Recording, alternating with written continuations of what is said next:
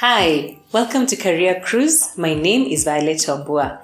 Career Cruise is a baby born of Networking in Hills, which is a platform where we discuss different things in regards career, in regards our academics, our business pursuits, and all the places where we have been and where we want to go at different events held here in Nairobi, Kenya. Networking in Hills events happen every 3 months, and there's a lot of mentorship and connection and advice within those rooms that we felt that needs to come out of those rooms to this online space called Career Cruise. According to the Webster Merriam Dictionary or even the Oxford Dictionary, career is not just a job that you are going to for a 9 to 5 or for a shift. Career also pertains to the work that you do to keep yourself employed, even self-employment through entrepreneurship and other pursuits. So welcome to Career Cruise. Hang with me. Let's have a good time. Here we discuss various perspectives as regards one's career. We discuss different values. We discuss different aspirations. We discuss the highs, the lows, the uglies, the beautifuls. We discuss everything in between, and we're excited to just make this a space for you to come to anytime you need inspiration, anytime you need some advice, anytime you need some ideas on how to pivot or even upgrade your career and your business as well. So this is the place to be. We want this to be a place that even the young people can come, the old people can come. Everybody is welcome to Career Cruise to get advice and to give advice. Thank you so much. Hang with me.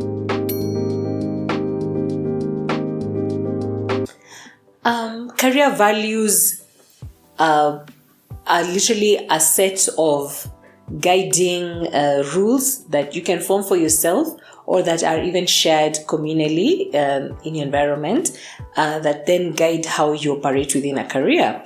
Integrity is one of them. Being caring is one of them. Being taking initiative, being hardworking, being of service, like service with a smile, depending on your industry. So those are the kinds of ideas I can say that show you examples of career values that people use as they operate within their different sectors.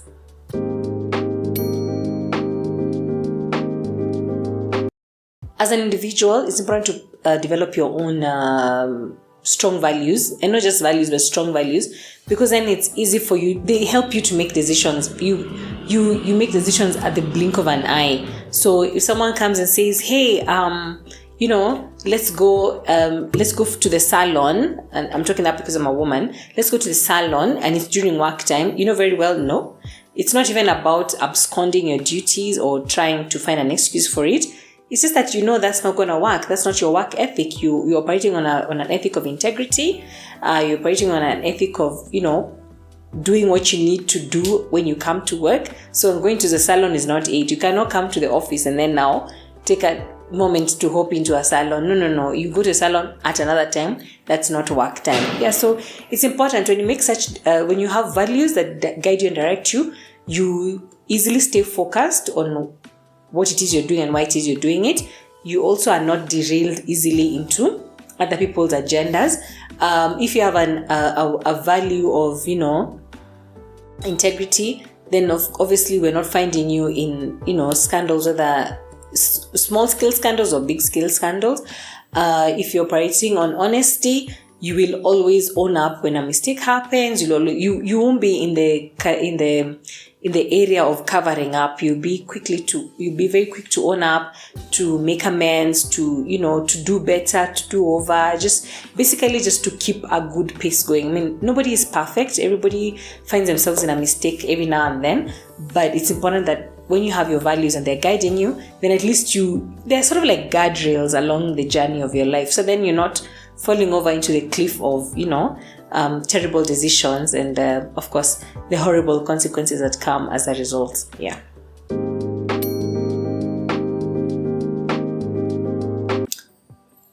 I'll just go back to Sam. It's more to be, if you're customer facing, some of the values you'll have is obviously you be honest, you be caring, service with a smile, have a good attitude, and basically do what you said you will when you said you will. Even if you're not career facing, there's values for that. your integrity, your work ethic, your hardworking self will really come into play. Reliability, dependability, can you be relied on? That's a value, and if people know they can rely on you, then it really goes a long way in terms of the kind of work that you do and even the decisions that you make. So you're not switching off your phone on any random Wednesday, without notifying other people that you won't even be around. I think it's just small things that actually are the big things, that actually are the anchors that, underpin our careers and also just result in stability for us and growth as well. Yeah. I'd say that values are intrinsic and others are learned, which is okay. You're not expected to come knowing, but then because of your personality, because we're different personalities, every personality has what they hold dear to themselves, and it comes close. It's like second nature, it's basically natural to them. And then there are values that you're taught. You're taught, hey, don't sleep in class. Don't play loud music in the office when other people are working. It's a shared space. Don't curse when you're talking to your clients. As a business person, they could have really annoyed you, but it's okay. You don't have to curse. So some of these values, you learn them on the job. Thank God we call it oral tradition, because you're either told, hey, here we don't do ABCD, or this is the best way to deal with your suppliers, the best way to deal with your customers, this is the best way to deal. So you're being taught via mentorship, even if it's not structured mentorship, but someone is sharing them to you. And then others, you observe the environment. It's what we call reading the room. So you observe the environment and you're able to pick up what values work here, what doesn't work here. Even just, how they say, in pop culture, like when you go to work, you're not there to make friends. Just go home, just go to work, do your job and go home. But then you quickly realize that if you're at work and you're being friendly to your co-workers and you're able to, manage even your bosses, because there's a way you can manage your boss, crack a joke here and there, surely you're more visible even for promotions or advancements.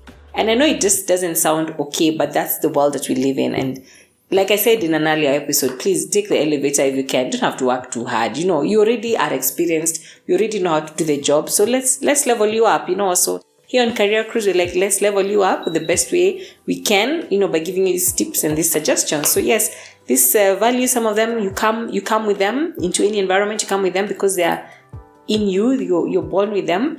Others you learn by being told, and others you learn by observing. And also, I believe you don't have to make all the mistakes that people have made before you. Please, you can avoid some things because you looked and learned and observed, and then you're able to operate in a better way. Yeah, so that's what I can say about values.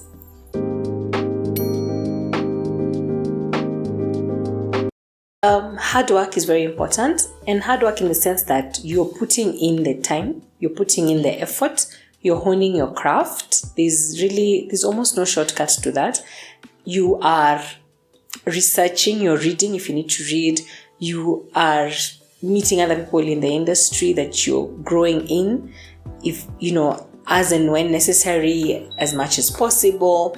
You are stretching yourself, like you're getting out of your comfort zone a little bit to learn more, to know more people. You're networking, that's out of most people's comfort zones, so because that also, it's part of the hard work, because you're not just on the job itself, but even around the job. Because to grow your career, you're not just thinking about the job, let me pour, I'm the best juice pourer. No. You also go out of pouring the juice and see in which environment am I pouring the juice, for which audience am I pouring the juice, will they appreciate, is what I'm doing being appreciated, and even will it be compensated as well as I dream of it to be compensated. So that's part of it, so just having a bit of a strategy.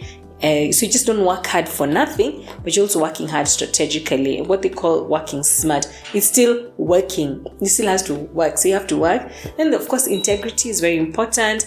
There's a lot of people who value integrity. They want to know that this person can be relied on. What they said is what they'll do. We don't have to chase them up and down for so many, for work to be done, or things to be delivered. They're meeting their KPIs. They're basically the ROI they promised, the return on investment that they promised is coming through. So it's amazing to just espouse that, the integrity, and also just to be known. Another value that I've found that is so important is discretion. The people who, every meeting they're in, you will know what was discussed. Come on, guys, some discretion. It's part of growing your career. It's not everything that you hear you have to share. So some information just keep to yourself. It's okay. And then when it's time, you can use it to promote your advancement. And not in a blackmailing kind of way. No. Maybe you just found out, that there's a new product that's going to be launched, and maybe you found out about that prematurely. So you can get yourself in position so that when the product comes, you're ready to receive it and be the one to run with it, or rather to champion that agenda. And that, of course, grows your career, because now you're also put in a place of more responsibility. And this I'm even talking about to the younger professionals, and everybody has their dream for where they want to grow. So surely just, some discretion is important, unless you're in trouble, unless you're in danger. And that's a topic for another day. But still a very important topic. Yeah, so, and then another thing I'd say about growing your career, of course, you've worked hard, you have high integrity and a good work ethic, which is important. Let me touch on the work ethic. I'm not saying be a workhorse, but I'm saying that your work needs to be good. You can't do slapdash work.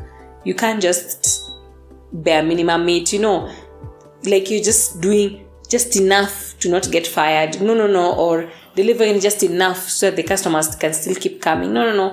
Please always push yourself to do that, just a touch of excellence. Get better at each time so that your work outputs are always better at each time. And nobody's asking for perfection. We're asking for progress, because progress is not what even grows your career. But if you're perfect, you're not growing, because you've already arrived at the pinnacle of, where you're going or where you needed to be at. So yes, grow yourself, push for progress and not for perfection. Keep doing it. I'm looking at people who've been even in the music industry for like 20 years and they're still shining till today. So, it's because they focus on progressing themselves rather than being perfect.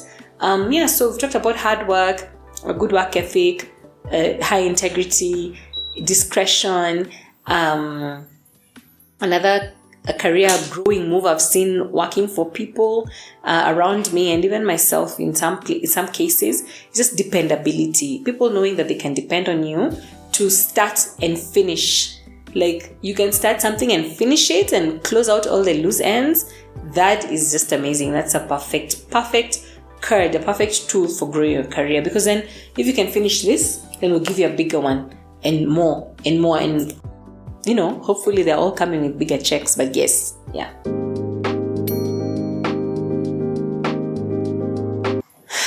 I'll speak to myself. Perfectionism has had me frozen in fear, because I like things to be perfect. Because I want things to be perfect, I end up even procrastinating, because I'm like, it has to be perfect. And when I'm procrastinating, I'm losing time for deliverables. I'm losing time for finishing a project. I'm losing time. I am packing up the anxiety because I'm so stressed about this thing being perfect. I am loading my head with so much worry. Perfectionism is the enemy. Like, guys, perfectionism is the enemy. And yet, perfect is beautiful, but perfectionism is the enemy. So what you need to do is just start. That thing you need to do, start it. Because once you start it, you realize, 20 minutes was all I needed, or 2 hours is all I needed, or, it was just a 2-day thing, Yet, when it was in your head, before you started, you're panicking, you're thinking you're going to need a whole year, or you're going to need 4 months or something. So, perfectionism really is the enemy. Please shun it. If it knocks at your door, don't even let it in.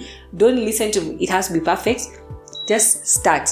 And when you're starting, so long as you're progressing, you'll always see where you need to tweak, where you need to change, where you need to rearrange, etc. And by the time you're getting to the end of your work, you'll even be able to have even more time to look it over and remove any bugs, any spots, like that, and make your work what other people will say, oh, this is perfect. Why? Because you started. But when you don't start, my word, you are finished. Please just start. And that's the only way you stay alive and, of course, deliver and, of course, grow your career. Yeah.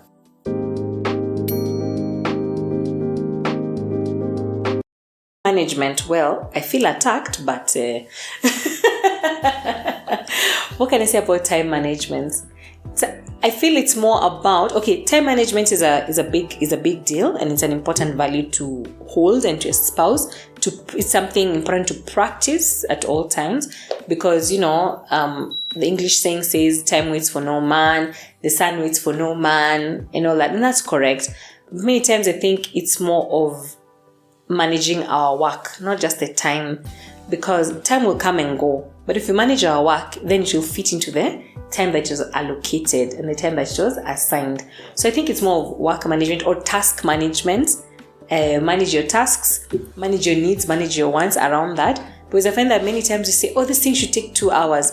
But in there, you've not factored that I'll need to maybe walk to the kitchen and get a cup of water. That's time that is being used. In there, you've not factored that I need a break, or that we need to call up someone and to research some more, or to ask more questions, or load up on information about it. So I think it's more of task management rather than time management. So then we are not stressing that the time has passed. Time will always pass. Time has always passed from the day you were born. Just manage your tasks, manage your needs, manage your wants, manage the things that you want to achieve. And then now the time will be now the thing to rope it into it after that. Because then time is infinity, and it's really a big deal. But our tasks are not for infinity, and our needs are not for infinity either. So we manage those ones around our tasks and then around the time that we need to do. So yeah, that's what I can say about time management. Say, first of all, I'm a hard worker. I believe in hard work. I also believe in just owning up when I make a mistake, which I found that has really helped me. I also believe in going into something with all the energy that I had when I was asking for the opportunity. Like if I get an opportunity, I had so much energy at the asking stage or the application stage. So once it comes, I want to dive into it with all that energy. And I find that has helped me in the sense that I've managed to see myself take on tasks that maybe typically I wouldn't have, because then I'm like, I need to maintain this energy. So it's more of a call to action for myself. So I remember also there's a time I was working in a marketing agency, and there was so much work to be done, and I had a small baby and I needed to go home. Do you know, I just wrote in and said, hey, I'm going to do this work from home. And this was way before remote working became a thing. So I remember I went home, sorted out my baby, whatever I needed to do with the child, I put them to sleep, and then I grabbed my machine and I worked and made sure all the work was done. I slept late. It's not a badge of honor. But by the time it was morning and I'm going to work, I was confident and I was calm, because the things I need to have done are now done. And it's not even a thing about poor time management. It's because then some tasks had come in towards the end of that day, and I knew that they were still urgent and they were urgent and they're also important.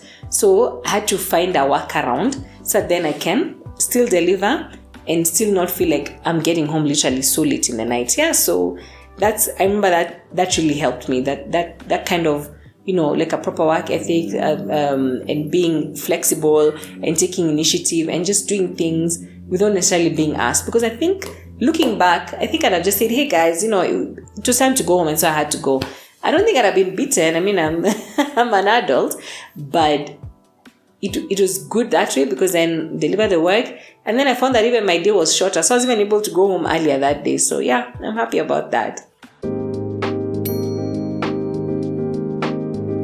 A bad career. So there's two things. Either it's a bad career or a bad career move. So I'll go with both, just for, this is me setting my own questions. So a bad career. You get into an area, maybe it was looking good when you started, and then now you're like, I'm not so sure this is what I needed to go into.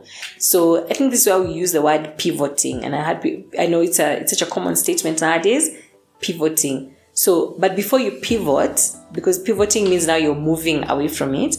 Before you pivot, I think it's good to do an assessment of, assess yourself now. Is it a bad career because you're angry now? Or is it a bad career overall? Sometimes we make decisions, big decisions, based on temporary feelings, a temporary frustration, and that temporary frustration just moves you into a totally different move of your life altogether, or rather different type of life altogether. So yeah, assess that and confirm that yes, it's a bad career for me. My personality and this career, we're not matching. I'm not learning anything in this career. I got in and I literally got into the end of the cul-de-sac, or they call it dead end. Like there's no other place to go. You can't go up. There are no promotions in this career. You can't advance in any way, except maybe maybe they're not even adding salaries, so that's not even advancement in terms of your finances. So yeah, just do all those assessments. See, is it an environment thing that my workmates are bad, or this business, there are no customers, or this industry that I'm in for business, it's been affected by many factors, so it's not working at all. So just do that kind of honest assessment before you decide this is a bad career. Having done that and you decided, okay, this is not working, I have my reasons, they're proper, I have confirmed with other people who are objective, not people who just want to tell you what will make you happy so that you can buy them something or do them favors later. Once you confirm that, okay, this is not it. So now you have to pivot. Pivoting takes time for a lot of people. You might be lucky, and I wish that you're lucky. Some people, it takes a longer time to pivot because one, the career that they would like to go into that they feel is more of a suitable field for them, they'll have to get a bit of training. That might take time. It might take you 3 months, 6 months, a year, 2, it might take even 4 years, And in this 4-year period, I pray that you don't need to take too much time to pivot like that. But let's say a year. In that year, you need to still be paying rent. You need to be eating. If you have children, you need to, also you're raising children. People depending on you, things need to be happening. So you might decide to slowly plan your life. So say, I'm going to get my training. How much is it costing me? Cool. How much is the current earning that I have? Cool. And shift into that. That's if you're in employment. If you're in a business, that's a different kind of pivoting. Because then you cannot continue in a bad business while planning to go into a good one. Very few times have I seen that working. But at the same time, you still have to also consider your incomes and what will you be sustaining yourself on while you're making the shift. Even into a new business, you just don't go in and start making money all of a sudden. So there's all this introductory, we call them introductory costs of a new industry, a new business, a new job, all that. So yeah, take time, plan yourself, get any education you need to get, whether it's a small course, whether you're shadowing someone at their job, whether you are, I think I'll go with shadowing. So then you're exposed. Talk to a coach, talk to a mentor, talk to a sponsor, someone who can open doors for you in the field that you want to go into, whether you're in business or, whether you're an entrepreneur or whether you're a career person, or you're employed rather. So those are just ways that you can handle a bad career. Just pivoting, changing, or first of all, changing your attitude. Maybe it's not bad at all. Maybe you're the one who's feeling bad that day. And if it's really bad, then find a different path. And also just get all the guides that can take you into that different path. Because I'm thinking by the time you decide your career is bad, you've also gone into it quite a few steps. And getting out of it might not be an automatic switch. So you do need a bit of help to change into the other lane. And that's okay. asking for help is a good thing. It shows you're strong enough to recognize what your limitations are. A lot of us, we are held back because we are too weak to accept that we are limited. So we end up just staying in the same place because then, can't ask for help or will not ask for help. So the stubbornness keeps us stuck. So yeah, be a forever learner. Like I said, be open to learning, be open to information and advice, and that will take you to the lanes that you want to go into. A bad career move. Sometimes we make bad moves in our careers. Sometimes we make bad moves in our businesses. We take decisions that we were thinking that maybe will work, and then they don't bring out the expected results or the hoped for results. So because it's just a move, it's easy to, I don't think it's easier, but it's simpler to shift that or to change that. If it's a bad move, maybe you went to ask for a raise too soon or at the wrong time, or you said, this department needs more people and it was not the right time to say it or the right place to say it, or I'm firing this client, they're giving me too much of a headache. Maybe it was a premature decision because that day your client was just on your nerves. Because sometimes our clients are on our nerves. Sometimes we are the clients being on other people's nerves, So it's important to note that. So once you see that what the bad move is, also get help for getting yourself out of that spot before you paint yourself into a corner. Please don't be stubborn when you make a bad move. Don't be stubborn. Don't feel like people will see as if I'm a coward or I'm not strong or I'm not standing on business, because these days people talk about standing on business. Don't stand on business and it's a bad move. Please, quickly unstand on that business, shift, change tact, and obviously it will be for your advantage. And yeah, you can always look back and laugh at yourself. Hey, and also just extend yourself grace. Please be kind to yourself. Be kind to yourself in the process. Be kind to yourself in all these career laws. When you make a bad decision or you feel like you're in a bad career, extend yourself grace. Please, you have survived up to this point. Please, you've done well. You might not be the way you wanted to do it, but you've done well for you to still be here. And for you to still be here means there's opportunity for change, there's opportunity for a different chance, a second chance to maybe do over or switch some things here and there and make, because we all want to travel this life in a good way, in the best way possible. So yeah, extend grace to yourself.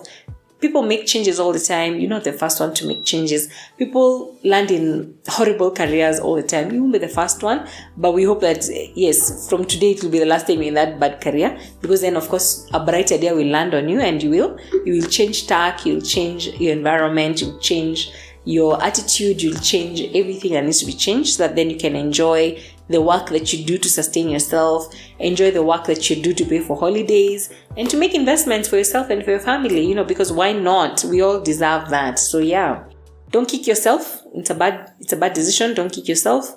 Entrepreneur, don't kick yourself. Employed person, don't kick yourself. But talk to people. Google, thank God. You can always Google nowadays. Sometimes you don't even need to talk to your friends. Google. You might get an idea or two for shifting. And also, yeah, be open to the outcomes. Sometimes you'll be pleasantly surprised that things actually work out in a better way than you expected to work for them to work out. So yeah, be open. Yeah, and please don't kill yourself. You're here. Yes.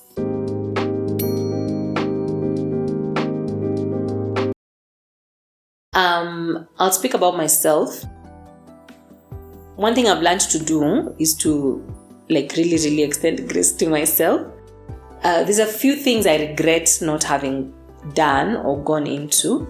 And, every now and then you'll see someone in the career that you wanted to go into and they're doing so well. And you sort of pause to start thinking, what? That could have been me, Oh my God, that you can see the picture, you're like, this person is living my life, And that can do a number on you mentally. Because when you have regrets in terms of your career, I feel like career regrets really contribute to a lot of mental health, mental health problems, because you're so depressed or you're just stressed about it, and there's really nothing you can do in that moment.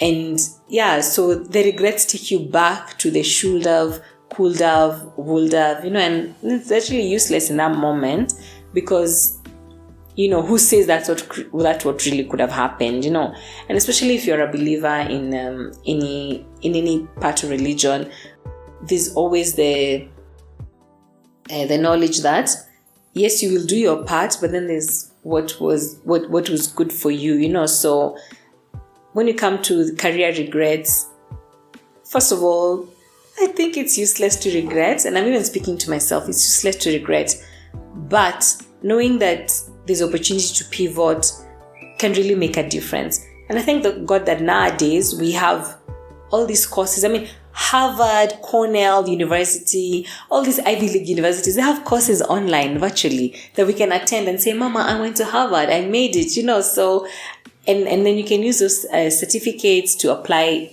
to get into the job that you really wanted to go into. And maybe sometimes you feel like, oh, the time has passed, I don't feel like studying a new course, this is working, I know it's not what I wanted to, but it's what I have, and I'm enjoying what I have, so maybe I can just let it go, so then I don't have to suffer so much mentally, wondering what my life as a governor would have been like, or what my life as a doctor would have been like, or what my life as an artist or an actor would have been like, or a nurse, all these careers that I'm just naming. There are people who regret not going into them. But if you do get an opportunity and you feel like, yes, let me go for it, please go for it. So then there's no room for you to ever regret. But also remember that the person I'm admiring out there, thinking they've made it in a career that I wanted to choose, has had the time. They just didn't land there. It's been like 20 years for them to get to that spot where I'm thinking, what? This is where they are? No, they didn't get there in the first year of that career. So also have to bear in mind that I'll not make it to that level within the first 1 to 3 years of my new career or my new work job that I've pivoted into. Yeah.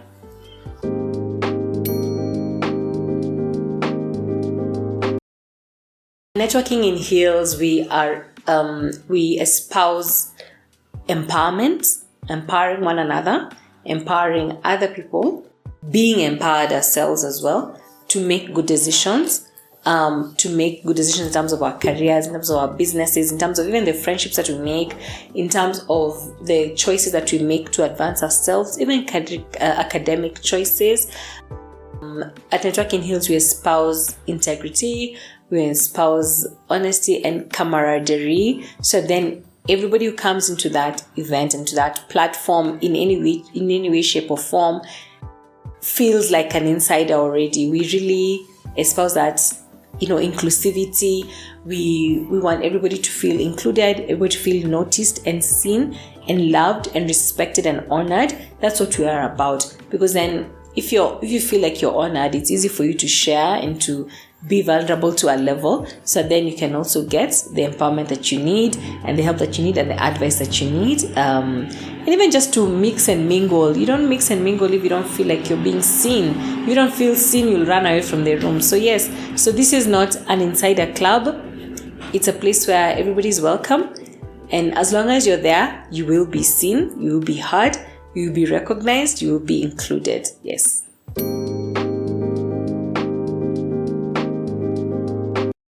Child, I really can't say, I don't know, I'll have to talk to my mom and dad about this, but I really can't say anything. I remember being told, hey, Violet, this is what you do. But what I saw, just observing my parents, I saw a lot of, early to rise, let's, rise up before the sun, there's work to be done, do your work well. And especially this was now towards me doing my homework.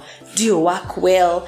When you're practicing your reading, make sure your diction is on point. When you're writing your compositions, write them properly. So it was a thing of there's no laziness. That's what I remember. I remember no laziness. I remember putting your all into the tasks that you're doing. I remember being encouraged to, read other genres apart from the princess tales, read other genres. And that's when I discovered Nancy Drew and Hardy Boys and the Famous Five and the Secret Seven, all those books, and even the Moses series, and even the Juha Kalulu in Kiswahili and Treasure Island and all those. Yeah, so I could see Don't Be Lazy, do your work well, explore other areas. And that, because I saw also that with my parents shifted in their careers a bit, like what they were doing. I remember my dad was a government worker, then, he went and studied, and then he came back and became an NGO professional. I remember my mom also shifting a lot. She was a business person, doing different businesses. Then she also went into the literature business, and then, now she's doing naturopathy and all those. In fact, the second one, the last on the naturopathy path also required her to study, and I saw her studying and graduating. So it's a big deal. So I saw an element of being on the mission for yourself. Yeah, what people say now is jitume. Yes, I saw my parents doing that, jitume, which is literally just being on a mission for your career. Yeah.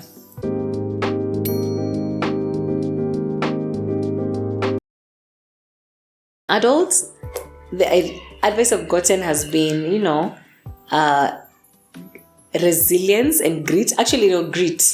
So it's a long word. It's called stick to it. Yes, stick to it. So there's stick to is you'll write it down. It's basically stick to it.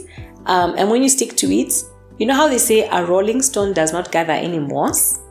Yes. So basically stick to it, have some grit, be resilient, stay there. And when you're in one place, you're gathering all this knowledge, you're gathering the networks, you're gathering the connections and the support. That's what you're being known for. You're gathering your reputation, and you're also gaining your spot as a thought leader in your industry. And that's the most you're gaining, basically, because you're not a rolling stone.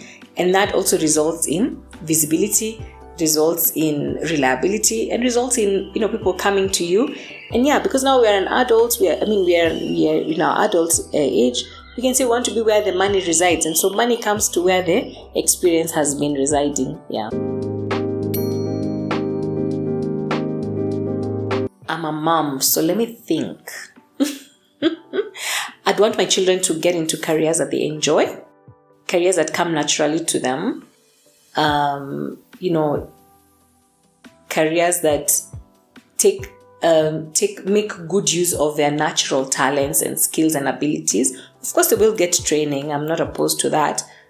But I'd really want them to be literally like fish in water in terms of their careers. And of course, I'd want to support that for them.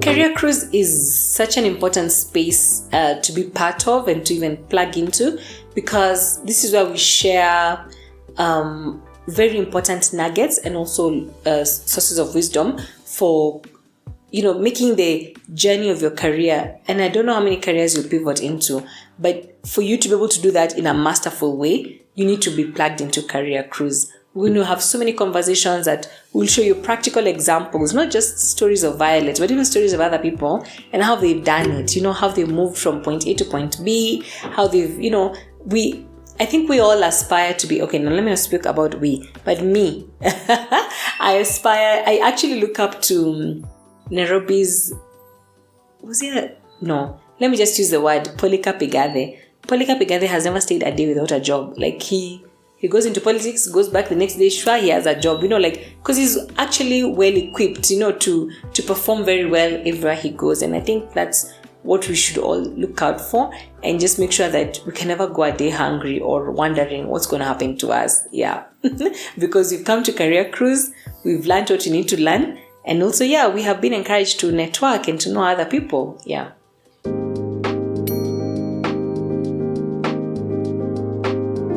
One of the things that I know that I really cherish and value is advice. When I was in high school, we used to have people, in fact, even primary school, we used to have people coming and advising us, and a lot of that advice stuck with me, and I got to use it. I wouldn't realize that this advice I'm using is what I got in primary school or high school or in college. But then after a while, you're like, and where did that wisdom come from? Where did that information come from? And you realize it's because people lent their time, lent their selves, lent their experience to come and speak to me as a young person. Of course, it was not just me only, but we were many. But of course, I was paying attention, so I said they're speaking to me. And even when you go to these religious gatherings like church, there's a lot of wisdom being dispensed. So my thing is that be open to listening, be open to hearing. You may not apply it now, you may not apply even tomorrow, but a point will come because it's in your software now, in the software of your brain, in your mind. You will use that information and help yourself. You use that information also to help other people, because a lot of what we get is not for ourselves. I think that very little that we get is for ourselves. I mean, we get so much, but then very little is for ourselves in the grander scheme of things. You'll be able to help someone, help a colleague, help a younger sibling, help a neighbor, help a friend, because now you have information that they actually didn't have and they wouldn't have had any of knowing. And so you sitting there to listen is actually saving them. So yeah, listen to advice, come to Career Cruise as much as possible. Come every day. Every time an episode drops, be here, be the first one, and just connect with us. Share your advice as well. I know we'll learn a lot from each other. And yeah, so let's keep it here. Let's cruise together and let's grow together. Yeah.